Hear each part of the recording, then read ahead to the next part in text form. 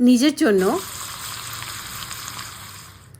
প্রচুর তামঝাম করে রান্না করতে একেবারেই ভালো লাগে না, তখন আমি বানিয়ে নিয়ে হলো এই কার্ড রাইসটা। তার জন্য 2 কাপ আমি ভাত নিয়ে নিয়েছি, তার মধ্যে দেবো 1 কাপ দই, হাফ কাপ দুধ, স্বাদ মতো নুন দিয়ে খুব ভালো করে সমস্তটা মিক্স করে নেব। তারপর এটাকে ঢেকে রাখলাম, ততক্ষণে আমি একটা তড়কা বানিয়ে নেব। তার জন্য তড়কা প্যানের মধ্যে পরিমাণ মতো সাদা তেল নিয়েছি, তার মধ্যে খোসা শুদ্ধ যে বাদামগুলো আছে সেগুলো দিয়ে ভেজে নেব। আগে বাদামটা ঠান্ডা করে খোসাটা ছাড়িয়ে নেব।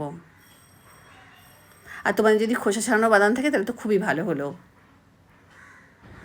এবার ওই তেলের মধ্যে গোটা জিরে আর গোটা সর্ষে ফোড়নে দেবো। দেবো হলো কাশ্মীরি লঙ্কা, দিয়ে দিলাম আদা কুচি, রসুন কুচি, কাঁচা লঙ্কা কুচি, কারি পাতা। এবার এই ফোড়নটা ওই ভাতের সঙ্গে মিক্স করে নেবো খুব ভালো করে। ভেজে রাখা বাদামগুলো দিয়ে দিলাম বেশ ভালো পরিমাণে হলো ধনেপাতা কুচি। সমস্ত খুব ভালো করে মিশিয়ে নিলেই তৈরি হয়ে গেল কার্ড রাইস। এটা যেমন শরীরের পক্ষেও ভালো, তেমন এটা খেতে হয় জাস্ট দুর্দান্ত।